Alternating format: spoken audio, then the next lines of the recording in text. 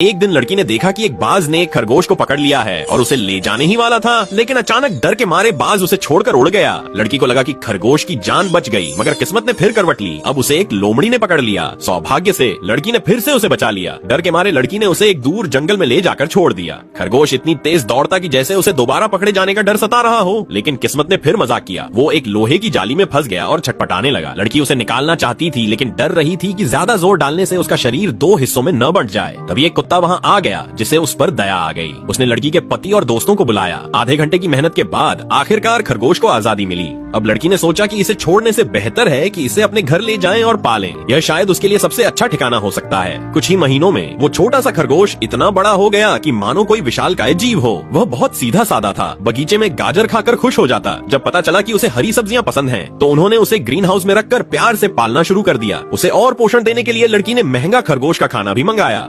थोड़े ही समय में वह आंखों के सामने मोटा होता गया, लेकिन वह इतना साफ सुथरा था कि कभी भी घर में गंदगी नहीं करता था। शायद उसे डर था कि कहीं इंसान उसे खा न जाए। कभी वह खुद आकर लोगों से खेलता, कभी शर्माकर मेज के नीचे छिप जाता। इस प्यारे खरगोश ने पूरे परिवार में खुशियां भर दी। लड़की के मन में उसे खाने का जो इरादा था वो भी पिघल गया, लेकिन उसकी बढ़ती रफ्तार देखकर आदमी ने इसे एक बिजनेस अवसर समझा। उसने एक और खरगोश खरीदा और प्रजनन की योजना बनाई, जो सफल रही। थोड़े समय बाद बहुत से छोटे छोटे खरगोश पैदा हुए, जो बिल्कुल नन्हे, गुलाबी और प्यारे थे। शुरुआत में सब सामान्य लग रहा था, लेकिन कुछ ही महीनों में वे भी विशाल हो गए। यह देखकर आदमी ने इंटरनेट पर इसका प्रचार किया और लोग भारी दाम देकर ये खरगोश खरीदने लगे। मांग इतनी बढ़ी कि उसने एक फार्म खोल लिया और दुनिया भर में इन खरगोशों को बेचना शुरू कर दिया। उनकी जिंदगी ही बदल गई। कभी जो मदद केवल दया से की थी, वह अब जीवन की सबसे बड़ी सौगात बन गई। पर अंत तक भी मुझे ये समझ नहीं आया कि ये विशाल खरगोश आखिर किस नस्ल का था।